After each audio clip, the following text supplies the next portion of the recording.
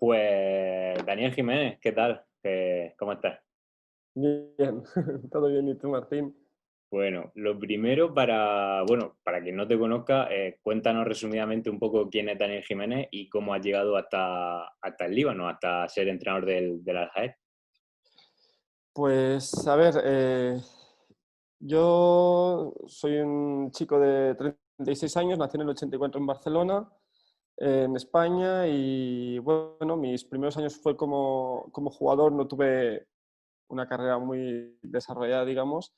Siempre fui un apasionado del fútbol, después por temas de trabajo no pude continuar con el tema del fútbol, así que fui gerente de una de las compañías más importantes de España, de cines, Cinesa, durante 8 años, hasta que decidí dejarlo todo para estudiar y dedicarme al mundo del fútbol. Fue una de las locuras que hice en mi vida, pero que no quería dejar de pasar la oportunidad. Así que llegué a un acuerdo con la empresa, me desvinculé de la empresa, empecé a estudiar los cursos de entrenador y a la vez a trabajar lo máximo que pude como entrenador. Al cabo de, creo que fueron 4 años más o menos, me surgió la oportunidad de venir al Líbano. A raíz de un amigo que estuvo en un campus del Real Madrid trabajando en Líbano durante un verano, un club del norte del país le dijo que buscaban un entrenador español para llevar la academia, o sea, lo que son las categorías inferiores y el equipo B, el equipo filial del primer equipo. Bueno, pues yo siempre había querido vivir de esto y siempre había querido aprender inglés porque en España lo típico que hacemos la mayoría, empezamos cursos y después no continuamos, entonces la única manera de obligarme era irme de España. Mi intención era venir simplemente para coger experiencia, aprender inglés y tener la oportunidad de irme a otro país. Así que bueno, me presenté aquí sin hablar árabe, inglés y francés, que son las 3 lenguas que se hablan en el país, solo hablando castellano y catalán. Y bueno, primer año fue complicado y hasta ahora que han pasado 4 años ahora. Sí, sí, sí. Ahora ahondaremos en toda tu trayectoria en Líbano un poco más. Pero lo Sí. primero, bueno, vives en Beirut, ¿no? Que fue noticia hace unas semanas por aquella explosión causada por más de 3.000 toneladas de nitrato de amonio que dejó la ciudad prácticamente destrozada. Ha pasado ya casi un mes de aquello. ¿Cómo está todo y cómo evoluciona un poco Beirut desde aquello? Pues la verdad que fue un gran susto en lo personal y en lo que al país se refiere. Estuvimos unos 4 o 5 días después de la explosión sin entrenar, estuve en casa y bueno, la vuelta a los entrenos y lo que quiere decir la vuelta a Beirut, a la capital, fue la verdad que bastante triste, bastante extraño, porque la verdad que ha sido una explosión que ha afectado muchísimo al país en todos los aspectos, económico, social, político, bueno. Entonces, vamos saliendo adelante, pero sí que es verdad que notas que hay algo en el ambiente de una tristeza o un pesimismo al que no estaba acostumbrado durante los 4 años que llevo aquí. Sí, sí, lo comentábamos antes, que se ha juntado un poco todo. ¿Tú cómo lo viviste? ¿Dónde estabas y qué pensaste cuando pasó todo? Pues curiosamente era mi primer entrenamiento con Al-Ahly como primer entrenador y bueno, estábamos al final del entrenamiento cuando de repente notamos la explosión, Mm. nos balanceamos un poco, o sea, de la onda expansiva nos movimos un poco, bueno, fueron unos segundos estábamos perdidos, no sabíamos qué estaba pasando, en el club empezaron a chillar vete, vete del club, tal cual me fui bueno, de las instalaciones y yo lo primero que pensé sinceramente es que estaban atacando el país, porque como ya sabes, estamos en una zona un poco complicada entre Israel y Siria. La relación de Líbano con Israel ya se sabe que es, bueno, más que tensa Mm. y el conflicto que hay entre Siria e Israel, estando en medio, pues no ayuda. Así que lo primero que pensé es que bueno, que estaban atacando el país, sinceramente. Después, enseguida llamé a mi mujer y yo le pedía que por favor me confirmara si era un ataque o era una explosión, un accidente, por decirlo de alguna manera, porque yo estaba a la espera de una segunda explosión. y gracias a Dios, entre comillas, solo, ya me entiendes, solo fue una explosión y no más. Sí, sí, supongo que momentos de incertidumbre total. ¿Y cómo es la vida en general en el Líbano? Por lo que comentabas, ¿no? Una zona complicada entre Siria e Israel. Supongo que habrá presencia militar por las calles normalmente. ¿Cómo es la vida en el Líbano? Supongo que también que tu mujer sea libanesa ayudará un poco, ¿no? A sobrellevarlo todo. Sí, a ver, tengo que decir que en los 4 años que he estado aquí, jamás, nunca he sentido miedo, jamás he vivido una experiencia tensa o... Sí que es verdad que al principio cuando llegué al país y vi presencia militar en pequeña escala, no quiere decir que esté el país lleno de Sí, claro. militares, mucho menos.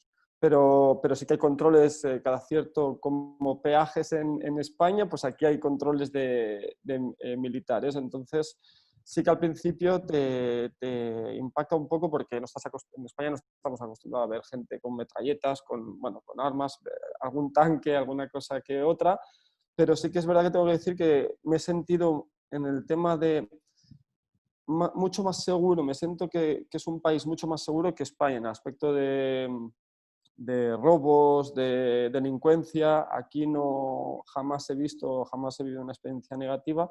Y sí que mi mujer, al ser libanesa, me ayuda sobre todo para tranquilizarme a veces, porque siempre lees las noticias o aparece en la televisión algunos políticos o gente relacionada a según qué partido político en el país, hablando del conflicto con Israel, o sí que alguna vez escuchas aviones que cruzan el país para ir a atacar Siria. Entonces sí que eso bueno, me tranquiliza porque ella es muy de no te, no te preocupes, que no pasa nada, es muy, ¿cómo decirlo? Muy pacheca en ese aspecto, no es dramática, no monta películas de la nada. Sí, sí, sí. Bueno, vamos ya al tema deportivo porque lo comentabas tú antes, que llega a Israel, al Líbano sin saber ni árabe, ni francés, ni inglés, no sé si, solo además, no sé si es la decisión, supongo que sí, más valiente que has tomado en tu vida y en ese momento supongo que sería complicado, ¿no? El hecho de cómo me relaciono con la gente cuando llegue allí. Aquí, a ver, la primera experiencia o por el club al que vine acompañado con otro compañero entrenador que al poco tiempo se fue. Sí, Al principio es curioso porque la reacción entre la gente libanesa en este momento era en el norte, en Esgarta, sin poder comunicarnos, sin poder expresarnos, sí que noté un cariño especial por parte de ellos y creo que fue recíproco. La verdad que guardo muy buenas amistades de ese primer momento en el que no podía comunicarme con total libertad, siempre usando el móvil para ayudarnos o usando una tercera persona. Pero a día de hoy, claro, recordamos 4 años atrás con esta gente y claro, en 4 años no me ha quedado otra que aprender inglés, incluso estoy aprendiendo algo de árabe, puedo entender bastantes cosas. Entonces, claro, ha sido una evolución.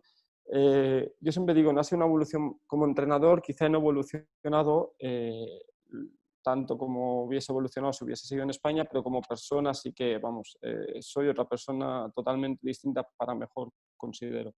sí, sí. Tu carrera en el Líbano yo creo que es un ejemplo de ascensión, ¿no? Porque llega desde abajo y al final acabó convirtiendo en el entrenador del club ahora mismo más importante del país. Fue curioso cómo llegaste al banquillo porque había como tres candidatos. No sé si en algún momento tuviste que defender un poco tu postura o tu candidatura para que te eligieran a ti. ¿Cómo fue el proceso? Pues sí, lo que comentas, lo que se dice, si trabajas duro y no pierdes tu camino, tu línea de trabajo, sí que es verdad que al final eh, aumentas la probabilidad de éxito. No quiere decir que la vayas a conseguir porque es complicado, el mundo en general y el mundo del fútbol en particular es bastante complicado. Yo aquí no tenía ningún tipo de contacto, todo lo que he hecho ha sido a base de trabajo y más trabajo. Y bueno, sí que lo que comentas, una vez el entrenador, el head coach de AGET, que fue el que me dio la oportunidad de formar parte de su staff técnico y que gracias a hoy tengo la posibilidad de vivir lo que estoy viviendo, es todo gracias a él. Cuando decidió aceptar la oferta de Kuwait, bueno, empezaron a salir nombres. Yo sinceramente no esperaba que fuera uno de los candidatos porque no soy libanés, porque no llevaba ni un año en el club, no tenía experiencia en primera división y, como dice, estamos hablando de Al-Ahly, que es el mejor club del país y el actual campeón de la Copa de Asia. Entonces, sinceramente, no entraba en mi cabeza. No, si me elegían era toda una sorpresa, si no me elegían no iba a estar triste porque yo ya estaba en una nube, por decirlo de alguna manera. Así que las otras los tres entrenadores que nos pusieron en social media, ¿cómo se dice?, en redes sociales, son dos leyendas del fútbol libanés, exjugadores de selección nacional. Uno de ellos jugó en Alemania, en el Köln, en primera división. Para mí era ridículo pensar que yo tenía posibilidades. Pero bueno, empezaron los fans, a los que les tengo que agradecer su cariño y su apoyo, los fans del club empezaron a hacer un poco de campaña. Al principio no haces caso, pero sí que, porque todo era en árabe y bueno, no quería preguntar a mi mujer cada 5 minutos que me tradujera lo que estaban escribiendo, pero sí que al final pues notas que, ostras, era bonito el sentimiento.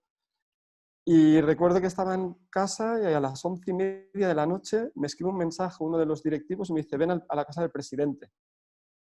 Coño, yo estaba con el pijama con mi mujer viendo la tele y le digo: mira, pego un salto, me cambio enseguida y me voy para Beirut a la casa del presidente, y ahí fue cuando me lo ofrecieron oficialmente y fue toda una grata sorpresa. Sí, sí, y el sí instantáneo, ¿no? Te voy a ser sincero, pocos días antes sí que me habían tanteado y yo decía que yo no me veía preparado porque estamos hablando de jugadores que tienen, a ver, ¿cómo te diría? Ahed es el club más profesional del Líbano y tiene jugadores con salarios bastante grandes, el tema del ego, el tema del control, la Sí, gestión de grupos complicado. Yo, con el entrenador el que era el primer entrenador en ese momento, yo le decía: sinceramente, yo no me veo capacitado quizá como entrenador a pie de campo sí, como entrenador detrás de la pantalla, de analizar o lo que haga falta sí, pero para gestionar el grupo, no sé, lo veo complicado. Él me decía: pero los jugadores te quieren, te respetan mucho. Yo veía que no era el momento, pero al final, cuando me lo ofrecieron con todas las condiciones, claro, también el tema económico ayudó, pues no te queda otra que, si quieres llegar a algo en esta vida, tienes que decir que sí. sí, la típica oferta irrechazable, ¿no? En mi caso sí, o sea, no hablamos de, no te imagines cosas, números No, estratosféricos, pero para lo que es de donde yo vengo como entrenador, eh, pues joder, ya era más que aceptable. sí, sí.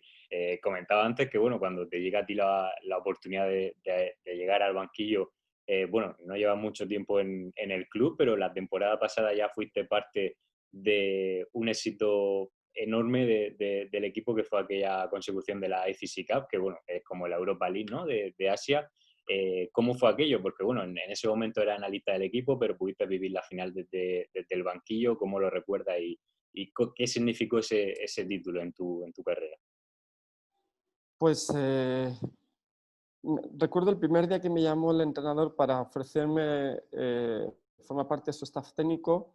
La frase fue muy directa. Me dijo: Daniel, te quiero en el staff técnico para que nos ayudes a ganar la Copa de Asia. Y claro, me quedo así. Yo venía de entrenar niños, academias de fútbol, de tercera división de un equipo filial, pero nada, o sea, en mis mejores sueños no entraba el competir en una competición intercontinental. Entonces te dicen eso y te quedas un poco, bueno, pero a ver, que yo lo único que puedo hacer es analizar rivales, decirte las virtudes, los defectos, lo típico que hace un analista de fútbol, sin ningún tipo de sistema o sea, lo básico. Y sí, así fue. Acepté, claro está. Me dijo al principio que no viajaría con el equipo por tema de presupuestos y cosas así, pero al cabo de 3 semanas me dijo que sí, que me querían todos los viajes. Así que fue una experiencia brutal el hecho de viajar con el equipo, el aprender cosas que no había vivido, el tema concentraciones, todo, todo este proceso que se hace antes de un partido oficial en el extranjero, incluso en el país local. Así que cuando llegamos a la final o sea, yo estaba allí, estábamos en Malasia en ese momento y no me lo creía, era como vivir un sueño. Y ya cuando conseguimos ganar la copa y me dieron la oportunidad de estar en el banquillo, fue, vamos, increíble. Una de las mejores, no, la mejor experiencia profesional de mi vida, sin duda. Sí, sí. Supongo que deseando repetir esos momentos como entrenador, de momento lleva poco entrenamiento. Decíamos bueno, que uno, ¿no? De momento todavía no habéis retomado la actividad o sí. No, sí, después de lo de la explosión la retomamos. Lo que ahora hemos parado otra vez esta semana, el país, el gobierno ha hecho un confinamiento de 2 semanas. Ayer pasamos los test de corona en el club para poder retomar los entrenamientos quizá antes de que el país abra, digamos, el confinamiento. Y bueno, con el equipo ya hemos entrenado bastante, hemos jugado algún que otro partido amistoso, así que bueno, ya estoy ejerciendo de lleno, vamos. Sí, sí, eso te iba a preguntar, que tenía miedo un poco a la gestión de grupo, pero después de esas primeras semanas como entrenador, ¿cómo te estás viendo tú como gestor de un vestuario? Y también si mentalmente piensas un poco en ese reto tan complicado, porque al final lo comentamos, ¿no? Que a la gente viene de ganar la FCC Cup, es campeón de Liga, campeón de Copa, campeón de Supercopa, también el listón está muy alto y no sé a ti eso mentalmente cómo lo estás llevando. Yo, ese era uno de los motivos por los que yo no me veía preparado tampoco, porque el entrenador Bassem Marmar dejó el club, o sea, es imposible hacer lo que ha hecho él. Conseguir lo que ha hecho él es imposible. Ya puede ser español, ya puede ser Guardiola, Mourinho, quien quieras, que es algo que él ha conseguido. Y lo malo de este mundillo es que las comparaciones son odiosas, pero lo primero que dije al club y lo primero que dije a los jugadores cuando nos reunimos fue que, primero, que yo seguiría la misma línea de trabajo que el anterior entrenador, que yo no venía aquí a cambiar nada, porque lo que sí he aprendido en Líbano es que tú eres el que tienes que adaptar. No, tú no vas a cambiar un país o tú no vas a cambiar la mentalidad de un país porque vengas de donde vengas, porque tengas la licencia que tengas. Entonces sí que es algo que he aprendido, que te tienes que adaptar. No quiere decir que te vuelvas como ellos, pero sí que tienes que dar unos pasos al frente y, bueno, buscar el equilibrio.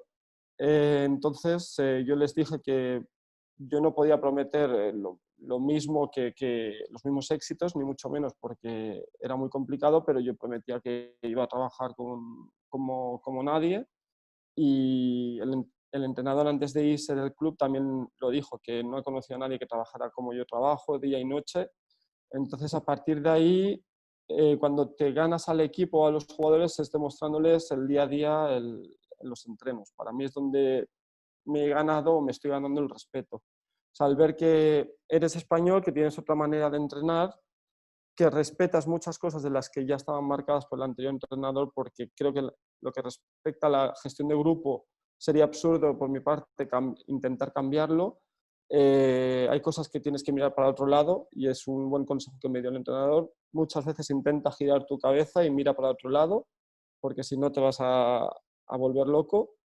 Y en el tema de diario de entrenamientos, sé de buena mano que están contentos, ven cosas nuevas que antes no habían visto, pero siempre manteniendo el listón un poquito bajo, porque no les compliques la vida demasiado tampoco a los jugadores, porque no les interesa. O sea, que tienes que hacerlo un poquito todo a su manera, cosas nuevas, pero no les hagas pensar como haríamos pensar a jugadores españoles o europeos. Sí, sí, ¿con qué tipo de cosas hay que mirar para otro lado? Si se puede saber. Pues, a ver, No se puede. sí, se puede. Te voy a poner un ejemplo. Hay un código interno del club respecto a jugadores. Y, por ejemplo, en las concentraciones, por supuesto, no pueden comer patatas. Yo qué sé, patatas, no sé cómo se dice, chips en inglés, las patatas estas de... Entonces, acabamos la cena, tienen un rato para ir al supermercado o a la cafetería, café o té o lo que sea. Pues alguna vez ves alguna bolsa, claro, ellos lo intentan disimular, pero tú no eres tonto, entonces ves alguna bolsa con alguna cosa. Esto es una de las cosas. Sinceramente, Sí, detalle. sí, pero ¿qué repercusión va a tener que si no lo hace, o sea, si ojos que no ven, corazón que no sienta? Así que tampoco es algo que vaya a cambiar el mundo, tampoco el fútbol libanés es que sea súper profesional, Ya, ya. así que tampoco merece la pena montar una revolución por eso. Y eso sí que es verdad que, bueno, quizá hace un año, siendo nuevo, me hubiese puesto histérico, hubiese montado un drama y hubiese acabado yo fuera del club y no los jugadores. Así que es bueno un poco mirar hacia otro Sí, lado sí, en ocasiones. medir un poco. Y ya que estamos, Sí. hablando de los jugadores libaneses, porque nosotros lo hablamos hace cuando ganaste la FCC Cup y me decías que, bueno, que técnicamente eran buenos, pero que una vez que se metían dentro del grupo y había hacer gestiones de equipo, se perdían un poco. ¿Cómo sigue siendo así? ¿Cómo es el jugador libanés? El jugador libanés es curioso, porque como lo que hablabas, técnicamente siempre pongo el mismo ejemplo, de que si pusiéramos un uno contra uno, un jugador libanés contra un jugador español, yo estoy convencido de que el jugador libanés ganaría, por físico, por espíritu ganador, por lucha, por técnica, eh, pero después lo que decimos, cuando pones este jugador con 10 jugadores más en el campo, sí que les cuesta un poco más. Yo me siento afortunado porque estar en Al-Ahly, la verdad que la presión es grande porque incluso los amistosos quieren que ganes, pero sí que es verdad que tengo la suerte de tener los mejores jugadores. Entonces, te ayuda porque hay como 9 jugadores que forman parte de la selección nacional, no sé cuántos jugadores han tenido experiencia internacional en otros países, entonces es más sencillo. En la base estamos trabajando también mucho en el tema en lo colectivo, no solo en lo individual. Entonces, bueno, van subiendo poquito a poco con una base más formada, mejor formada que el resto de equipos. Pero sí que es verdad que en los otros años, en las otras partes donde he entrenado en el Líbano, sí que era complicado el hacerle entender al jugador que la prioridad era el equipo y no el jugador. Eso es algo que cuesta mucho. Y lo que te decía antes, por ejemplo, en, en un entrenamiento he aprendido que quizá es mejor, si hay que rectificar una o dos veces, no 6, como podríamos rectificar en España, o no parar el entreno para decirles cómo deberían actuar, sino espérate al tiempo de recuperación para comentarles por encima. Tampoco, o sea, no aceptan mucho el hecho de que les puedas enseñar cosas nuevas o es un proceso, o sea, es un proceso largo. No puedes llegar el primer día e intentarles, Sí. porque no lo van a respetar, o sea, inconscientemente no lo van a aceptar. Ujú. Sí, sí, sí. Mentalmente, planes de futuro, ¿te gustaría estar en el club mucho tiempo, en el país? Ya comentábamos antes que tu mujer es libanesa y eso te hace estar relacionado con el Líbano ya prácticamente para toda la vida, pero también la creación de tu academia, ¿no? Que has creado una academia en Beirut y todo esto, no sé, tus planes de futuro, tu relación con el Líbano, cómo la ves y hasta cuándo piensas estar allí. Yo, a ver, con los 4 años que vivo aquí, antes, por ejemplo, si te llegaba una oferta, eh, enseguida pensabas en aceptarla, tanto en España como en el Líbano. Llegaba una nueva oferta, era cuestión de si te aumentaban el salario, pues muy probablemente yo hubiese dicho me voy. Ujú, En este club ha cambiado, porque, por ejemplo, cuando ganamos la Copa de Asia el año pasado, tuve 2 muy buenas ofertas de 2 países extranjeros y ahí me senté con mi mujer, lo hablamos y sí que me he dado cuenta que en la vida en general, pero en el fútbol, cuesta mucho encontrar la estabilidad. Entonces, económicamente eran opciones mucho mejores que en ese momento, siendo analista y después segundo entrenador del equipo, las otras 2 opciones eran mucho mejor, pero la estabilidad, el cariño, el respeto, todo lo que me daba o lo que me da el club, eh, nadie me garantiza que lo voy a encontrar en otro sitio. Ahora, por ejemplo, es muy fácil decir, acerté porque, imagínate, una de las opciones era en Malasia.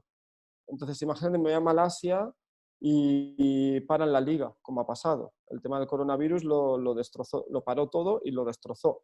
Mm. Entonces, imagínate, me pilla en otro país, sin familia, sin... El club seguramente no me va a pagar. Yo aquí he estado 3 meses confinados y el club me ha pagado cada primero de mes el salario completo. Entonces, al final te paras a pensar y dices, no compensa. O sea, no me compensa el irme, la primera oferta que reciba económicamente mejor que donde estoy ahora, no significa que vaya a ser mejor para mi carrera. Entonces, eso sí que me he dado cuenta o he aprendido que es bueno decir que no. Y si donde estás te quieren, primero que te quieran, te respeten y te valoren. Aquí, gracias a Dios, tengo las tres cosas, pero también te digo, en el futuro no, o sea, no me veo aquí toda mi vida. Claro. Porque si el fútbol fuera profesional te diría, ¿por qué no? Pero es que, claro, el fútbol está limitado. Entonces, no quiero limitarme yo también por el país. Sí, sí, sí. Y háblanos de Club Deportivo Beirut, la academia que has creado allí, que también, si había que ser valiente para irse al Líbano sin saber francés, inglés y árabe, para crear una academia en un país extranjero tan lejos de España, también hay que echarle narices, ¿no? ¿Cómo fue ese proceso y cómo surgió la idea de crear Club Deportivo Beirut? Pues la idea ya venía de antes, pero siempre al ser en un país tan distinto, o sea, no es un país europeo, no es un país en el que o sea, no conoces las leyes, no conoces todo al 100%, pues bueno, es algo que lo dejas a un lado porque no quería complicarme la vida. Pero llegó un momento en el que en la última academia en la que estaba, una vez entré en AGED, lo estaba compaginando con una academia en Beirut y AGED primer equipo. Eh, me, empe- Me empezaron a poner muchos problemas, tuve varios problemas con el dueño. Casualmente el dueño es fanático o un fan del equipo rival de AGED. Entonces yo creo que todo esto afectó bastante y me complicó un poquito la vida, entre comillas. Entonces decidí, o sea, el club, Al Ahly me dijo, Daniel, ¿por qué no te desvinculas de la academia y intentamos ayudarte aquí con el tema del campo de fútbol, te intentamos ayudar con el tema del material y lánzate y abre tu academia? Al final fueron ellos los que me Mm. impulsaron un poquito a hacerlo. Así que, bueno, lo hablé con mi mujer y nos tiramos para adelante y dijimos, vamos a hacerlo. Al principio, bueno, pues fue cuestión de un mes. En aproximadamente un mes lo preparamos todo y bueno, lo hicimos público. Tuve la suerte de que funcionó, que mucha gente se preguntó, mucha gente se informó, pero a la vez había muchas cosas positivas, pero a la vez muchas cosas negativas, porque los comienzos no fueron muy fáciles. Ujú. Una de las cosas que me comentabas, ¿no? O que se ha visto en redes sociales es que hubiera gente que considera inaceptable que un extranjero pudiera abrir una academia propia en el Líbano. Incluso se ha comentado que hay equipos sub-15, sub-14, que ha habido, no sé si amaño, no sé exactamente lo que fue, si amaño de partido, o sea que no ha sido fácil tampoco el proceso de abrirla y de que el dueño de la academia o el que la saque adelante sea un español, ¿no? Sí, eso fue, claro, la gente se piensa que cuando eres extranjero vas a otro país y abres una academia, ya está, o sea, vas a tener no sé cuántos niños y vas a ganar mucho dinero y ya está. Y no, o sea, los extranjeros estamos bien vistos, pero no dejamos de ser una competencia para el perfil local, para el entrenador local, para las academias locales. Entonces sí que cuando lanzamos la academia, eh, una parte del país pues se me echó encima y en redes sociales el dueño de la academia donde yo estaba trabajando antes de abrir la mía bueno, publicó en redes sociales que yo había vendido o amañado partidos de sub-15, creo que son cadetes, ya no recuerdo en España, son cadetes me parece, o infantiles, no sé, que yo había amañado partidos durante la liga. Puso una denuncia en la federación, después gente relacionada a él empezaron a decir que era inaceptable que un entrenador extranjero abriera una academia en el Líbano, que desde cuando un entrenador libanés iba a otro país y abría una academia en otro país. Incluso recibí alguna amenaza de cierra la academia, es un consejo que te damos, bueno, cosas así. Pero bueno, el club AHED, donde estoy desde el primer momento, me apoyó. Fueron a la federación y dijeron que, bueno, ¿dónde están las pruebas de que yo había vendido partidos, de que yo había amañado partidos? Es curioso porque casualmente el equipo con el que habíamos competido en la sub-15 quedamos campeones de grupo. O sea, campeones de grupo siendo la única academia, no club, sino la única academia de todo el Líbano que se clasificaba para la Final Six. Entonces, era todo, o sea, era obvio que solo querían molestar o intentar que yo tuviera miedo y cerrar y no llegar a abrir la academia.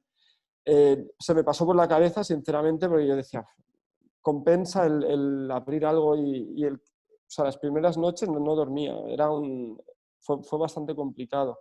Pero el club siempre me dijo, nosotros estamos contigo, nosotros vamos a dar la cara por ti, te vamos a defender.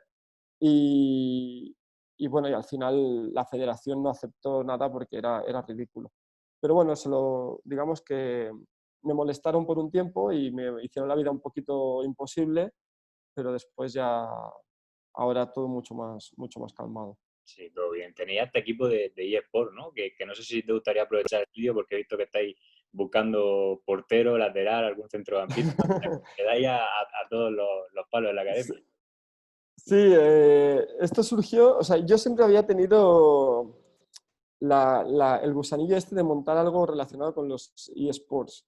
O sea, yo no soy de LOL, no juego a estas cosas, no he jugado. Solo Call of Duty y FIFA. Y FIFA es algo que me tenía obsesionado. Entonces, desde hace un par de años, yo estaba jugando al Clubes Pro, que es el modo que juegas, somos 11 y juegas 11 personas a la vez contra otros 11. Bueno, entré en un club que, bueno, el ambiente era súper majo, la gente, el capitán Jorge, que es al que le tengo que agradecer todo, que es el que lo está gestionando todo en la parte de eSports. Les pregunté, oye, mira, yo tengo mi academia y quiero montar algo relacionado con FIFA y con eSports.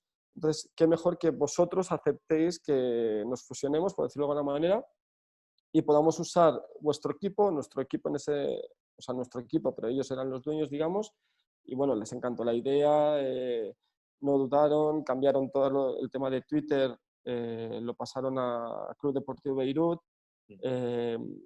Bueno, la verdad que fue un cambio, una transición súper buena, aprovechamos el tema del confinamiento para echarle más horas. Hicimos un torneo, organizamos un torneo que tuvo muy buena aceptación por parte de la comunidad de FIFA. Y bueno, y ahora pues Jorge, que es el que lo gestiona todo, necesita portero, lateral y central creo que es, o medio centro. Y bueno, si alguien se anima, estamos en cuarta división de VCO compitiendo, competimos en, bueno, en las mejores competiciones. No somos unos mega cracks, pero bueno, es un equipo serio y súper bien organizado por parte de Jorge. Y yo también participo cuando el wifi del país me lo permite, porque a veces sí que me da problemas. Y bueno, una buena manera de pasar el rato. Sí. Dejaremos las redes sociales del club por aquí debajo en la descripción del vídeo por si alguien se anima. Vale. Y a mí me surge la duda de, bueno, FIFA, academia, entrenador del equipo más importante del país. No sé si tienes tiempo libre o no. Eh, Mira, yo siempre, cada uno nos ganamos una fama, yo creo, en esta vida. Aquí tengo la suerte de que todo el mundo me dice, jugadores, entrenadores, la gente del club, amigos, que ¿cómo puedes estar 24 horas, literalmente 24 horas pensando en fútbol? Y sí, yo, por ejemplo, ahora estaba hablando con mi segundo entrenador hace un rato, antes de que habláramos tú y yo, y decía, es que necesito volver, o sea, necesito ya, no puedo estar en casa. O sea, estoy en casa y tengo todo, la pizarra, tengo el iPad, las libretas, ya pensando qué voy a hacer. Hoy hablando con Jorge, que el tema de eSports, lo que decíamos, que necesita jugadores, que si hay un torneo el 7 de septiembre. Yo es que, no sé, lo que se dice, ¿no? Que cuando te dedicas a lo que te apasiona, no lo ves como un trabajo y es verdad, o sea, no...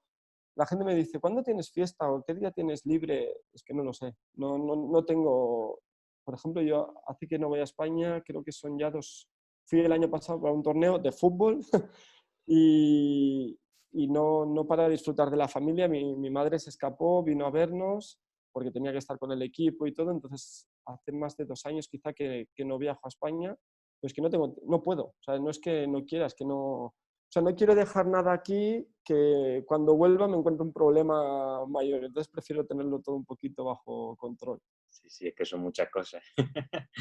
Bueno, y ya para terminar, al final llevas ya 4 años en Beirut, te habrán pasado muchas cosas que el día que vuelvas a España se lo cuentas a tu familia, lo que me pasó tal. Cuéntanos alguna anécdota, algo que te haya pasado en Beirut, en el Líbano, que recuerdes con cariño, que fuera gracioso.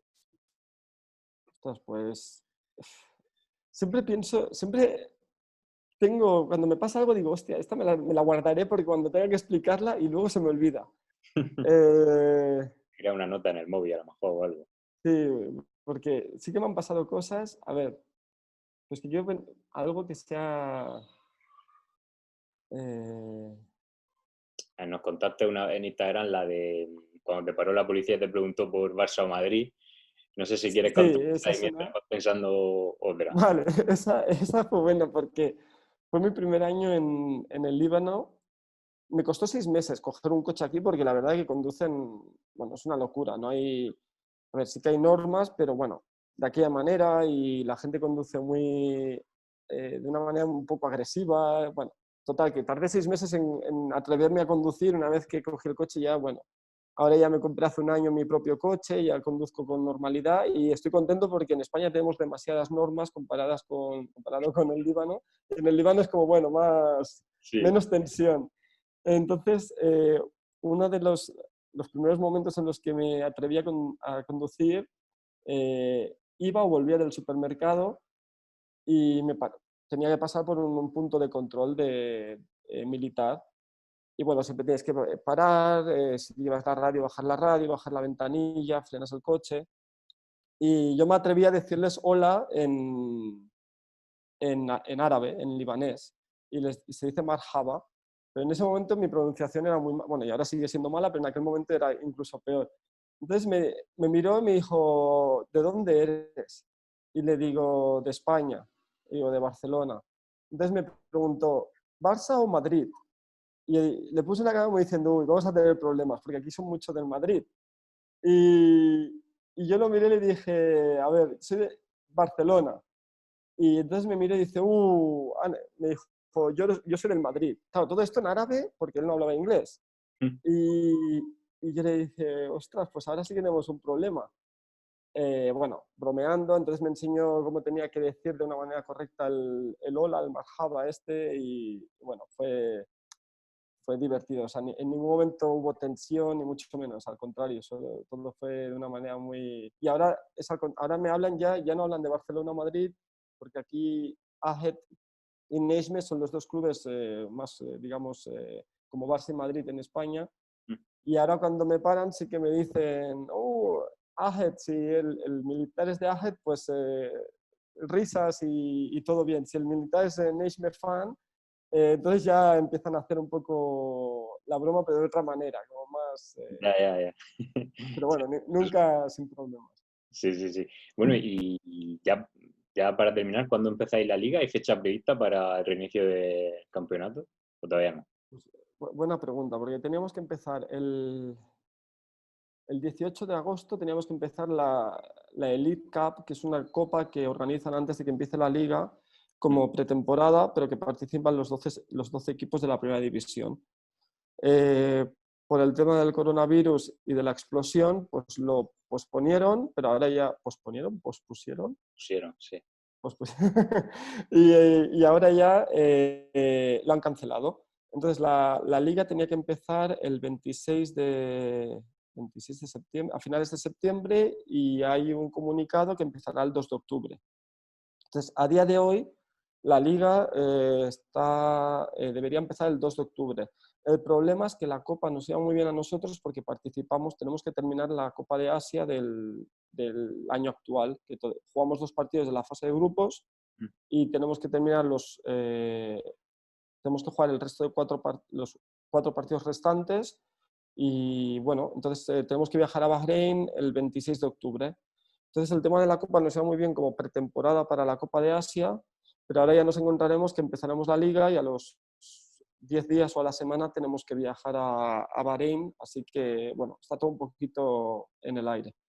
Esperemos que no la cancelen, que no la pospongan, porque sí que es algo que a ver, nos preocupa. Nos preocupa porque si paran el fútbol otra vez es un problema. Que vaya temporada. Sí, sí. Muy bien, Daniel, pues nada, te seguimos de cerca, que ya hemos comentado que tienes un reto complicado defendiendo títulos allá por donde, por donde pasas. Muy complicado. Así que nada, te agradezco que nos hayas dedicado este rato, ha sido una entrevista muy interesante, la verdad. Y lo dicho, estamos en contacto. Gracias a ti, Martín, y gracias porque siempre estás muy, muy pendiente de lo que hacemos los entrenadores en el extranjero y se agradece que nos deis un poquito de repercusión, o bastante, y gracias por la entrevista, ha sido un placer.